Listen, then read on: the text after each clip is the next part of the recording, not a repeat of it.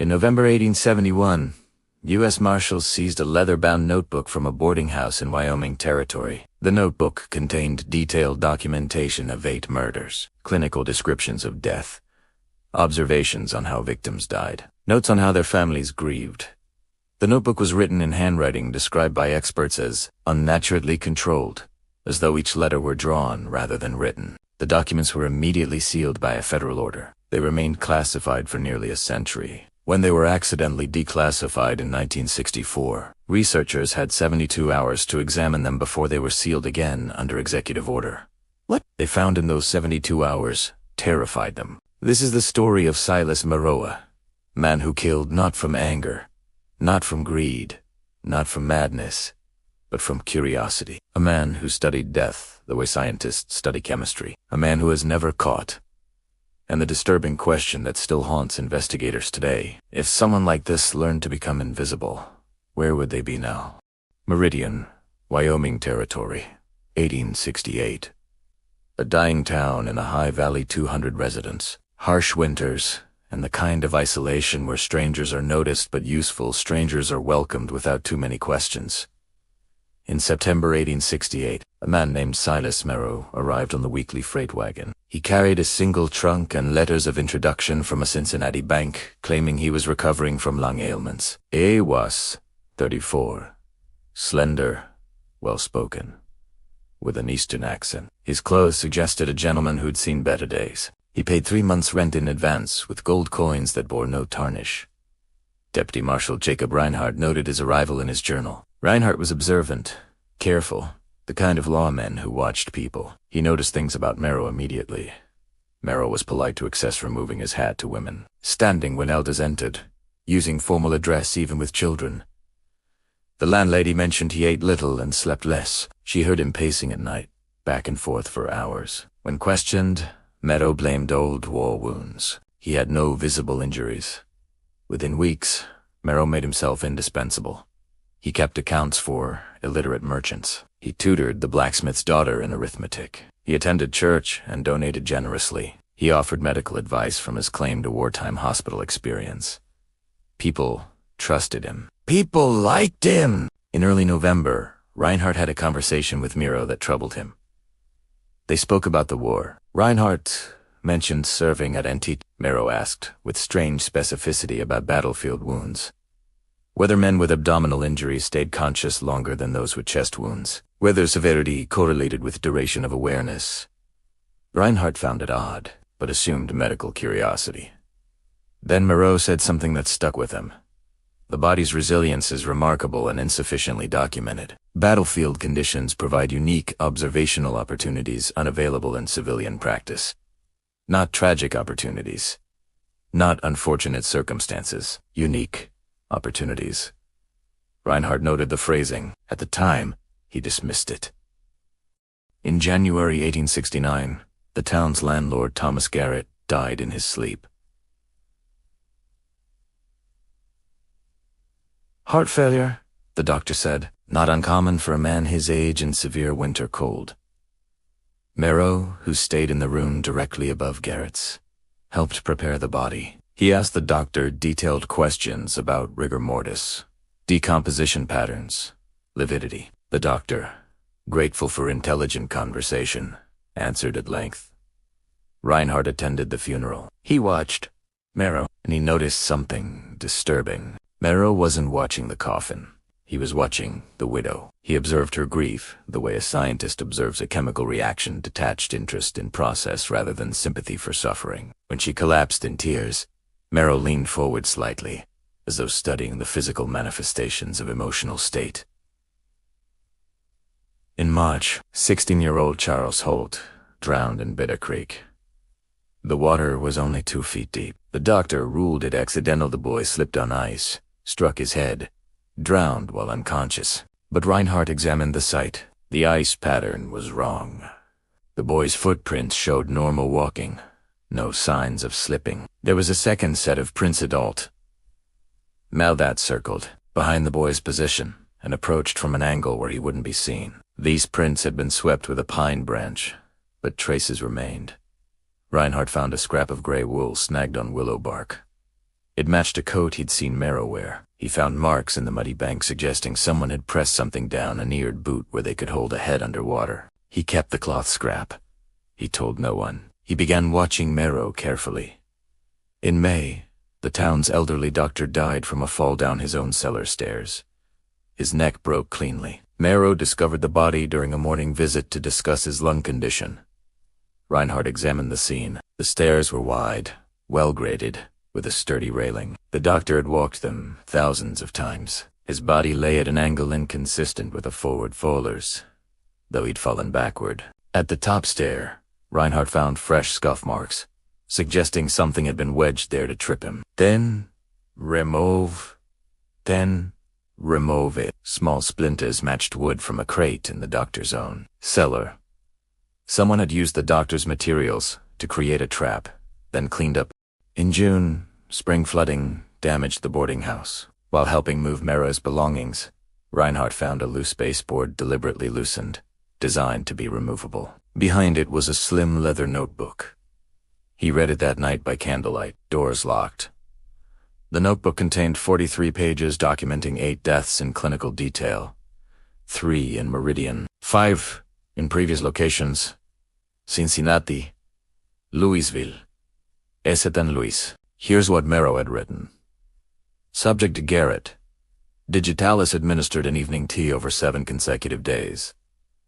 Final cardiac arrest occurred at 2:17 a.m. as predicted. Duration from unconsciousness to death: 4 minutes. Widow's grief response: immediate denial, followed by acceptance, followed by functional recovery within 6 days. Perfect conditions maintained. Subject C. Holt. Blunt trauma to occipital region via Riverstone.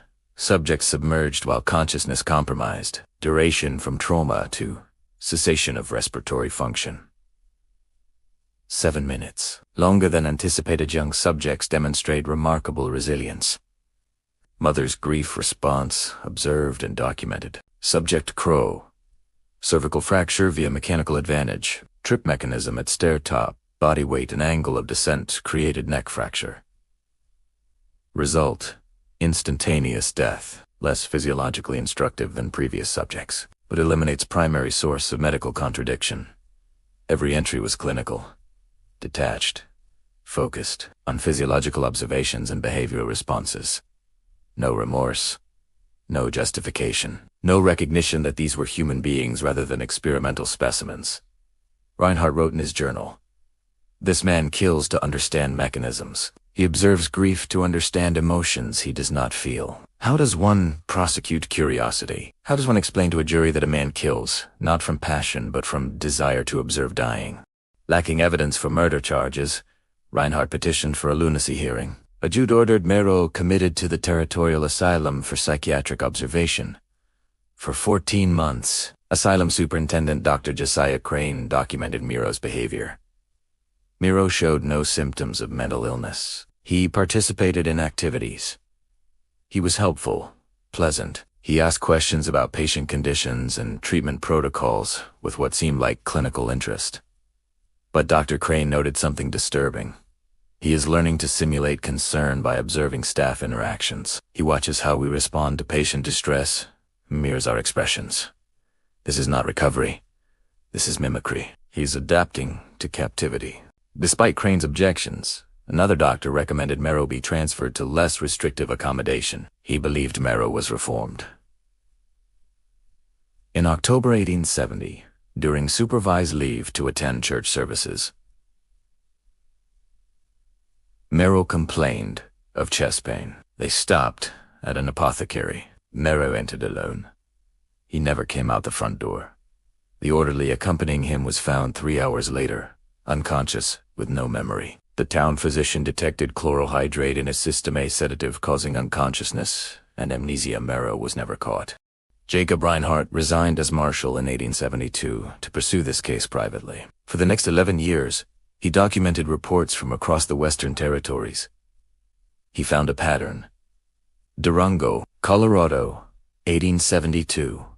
A boarding house proprietor and 2 guests died from apparent food poisoning. A helpful clerk named S. Merrick departed suddenly before health authorities arrived. Boise, Idaho, 1874. A physician died from apparent suicide by laudanum overdose, following unusual patient deaths. A medical consultant named Silas Merrow had been assisting but left no forwarding address. Spokane Falls, Washington, 1876. A series of accidental deaths among lumberjacks. An accountant named Merrick vanished before a coroner's inquest. Tucson, Arizona, 1879. A missionary and 2 children died from apparent cholera. They were attended by a traveling nurse named Silas Merrow with dubious credentials. The pattern was consistent. Enter communities under stress. Establish trust through competence. Conduct observations. Disappear when scrutiny approaches. Each iteration left fewer traces. He was refining his method. Reinhardt's final journal entry in 1883. He is out there. He's learning. He is patient, and he will continue until someone recognizes what he is and has the means to stop him. I fear that day may never come. Reinhardt died later that year from pneumonia. His journals were sealed for 80 years. The disturbing questions. In 1964, when the journals were briefly accessible, researcher Dr. Elizabeth Carr traced suggestive patterns in mortality records through 1891 and explained deaths matching Merrow's methodology in Chicago, Denver, San Francisco, Portland. Then, nothing. The trail went completely cold. Either Merrow died between 1891 and 1895, or he learned complete invisibility. Dr. Carr's final report posed uncomfortable questions that the Marshals Service declined to answer publicly. If an individual of Merrow's intelligence operated for even 20 years across a frontier where record-keeping was inconsistent and death was common, how many victims might accumulate? 50. 100. More. And if such an individual recognized his methods were becoming obsolete, might he not simply evolve? The same intelligence that allowed him to evade detection would allow him to adapt. We assume predatory intelligence is rare because its existence disturbs us. We assume it's visible because we need to believe protection is possible. Merrow proves both assumptions false.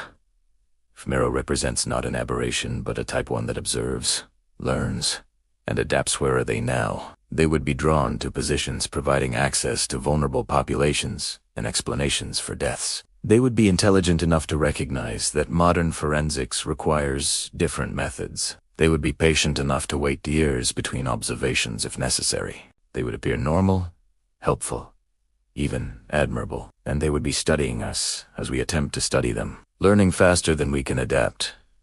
Marshal Reinhardt asked in 1869, "How does one prosecute curiosity?" Dr. Carr asked in 1964, "How does one even detect it when it has learned to hide perfectly?" The documents were resealed by executive order in November 1964. Their current location is classified. Access requires executive authorization. The questions remain unanswered. If intelligence without conscience can study us, while we attempt to study it, learning faster, adapting better, waiting longer than any investigation can sustain, where is it now? And what has it become?